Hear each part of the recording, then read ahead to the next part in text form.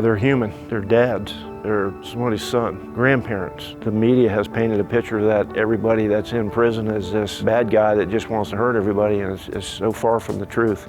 The judge gave them an end of sentence date, and they're coming home on that day, whether we put them through programming or just allow them to sit on their bunk for the 10 or 15 years that they've been incarcerated. Well, Xtreme Solutions began when I was pastor in my church, and with a vision to reach out to youthful offenders. You start teaching vocational trades, teach them life skills and that sort of thing. Same thing that we're doing behind the wire now. The minute that I went through those doors, those gates, I knew that that's exactly where the Lord wanted me, was behind that razor wire. While you're living with 215 different personalities at the same time, so it's rough.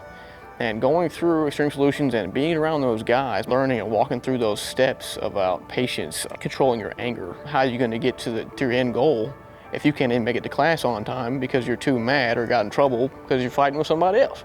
My mind said, when I got to prison, Damien, do you want to keep doing this for the rest of your life? And I had a 10-year sentence. And I went and took one class, and it was called Inside Out Dads.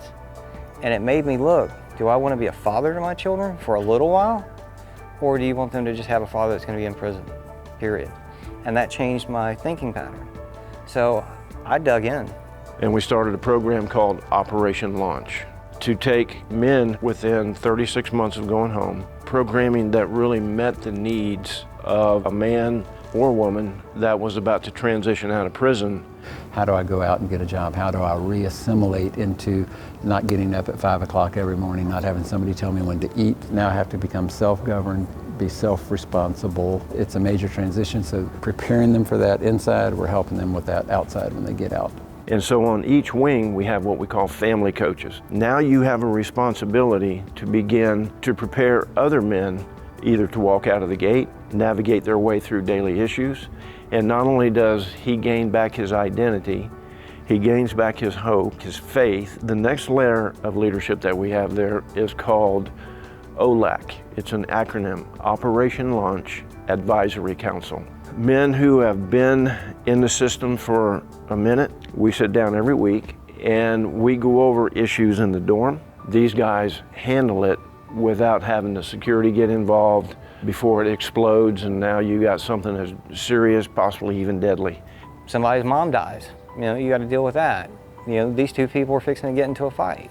You got to deal with that. So you have to deal with those things, but you also have to deal with people's successes. This way they'll see that, hey, I've done something good. Maybe I should do this more often instead of doing what I used to do. And I kept thinking about all the kids in the dorm with me and how I would talk to these kids every day. I'm invested in kids that are not even mine. I wasn't being a dad out there when I was, but here I am in prison. All of a sudden, I'm a role model of this one. I'm a role model of that one. I forgave myself for what I did. Now we got to move forward. Now we got to lead by example. This did teach me how to be a father. It taught me understanding. It taught me how to love. It taught me how to be a little more compassionate. Our graduation is one of the most powerful things that we can do because it gives these men a time with their families to say, hey, I did this. I've completed this. Maybe sometimes they've never done anything in their life. They've never completed anything in their life. And so for the very first time in front of their loved ones, they get to come in and see their dad actually graduate from a program that was intense. And that graduation made me realize that, you know, I'm getting there. You know, I done it. And seeing the smile on my mom's face, I actually went back and cried that night because I was so happy that I felt I accomplished, I changed, that I made her proud of who I am today. But we do have a very stringent vetting process where they go through an orientation before they ever get into the program. They have to fill out an application, write what we call a letter of intent. They come into our program and it's a 90-day probation. There's nothing free in here. You're gonna work it, you're gonna earn it, you're gonna pay your way to get through it, not in dollars, but in sweat equity. You can see rebellious attitudes or attitude of humility and like, okay, you know, teach me, I'm here to learn. And when you've got that, game over, they're going forward.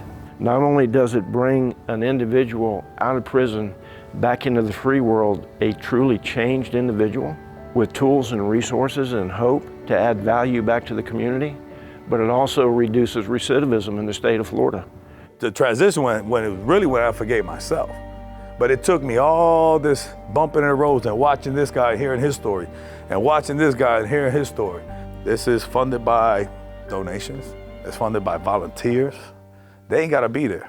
They're there every freaking day. They don't gotta be there. It's not just the inmate. The inmate comes to prison, but their family basically gets to be put in prison with them. They freed us up so we could minister to the family, as well as boyfriend, girlfriend, husband, wife, children, etc. Help them and be a support for them as well. At Xtreme Solutions, we're looking for volunteers to go inside the prison as well as work outside the prison. We are looking for board members. We are looking for community partners to help participants find a job, church partnerships that will surround them with support once they come out. We're looking for dollars. We are a completely donation-based, volunteer-driven nonprofit. We're seeing families being reunited, husbands are going home to their wives. The greatest thing that you could ever do is give a person hope.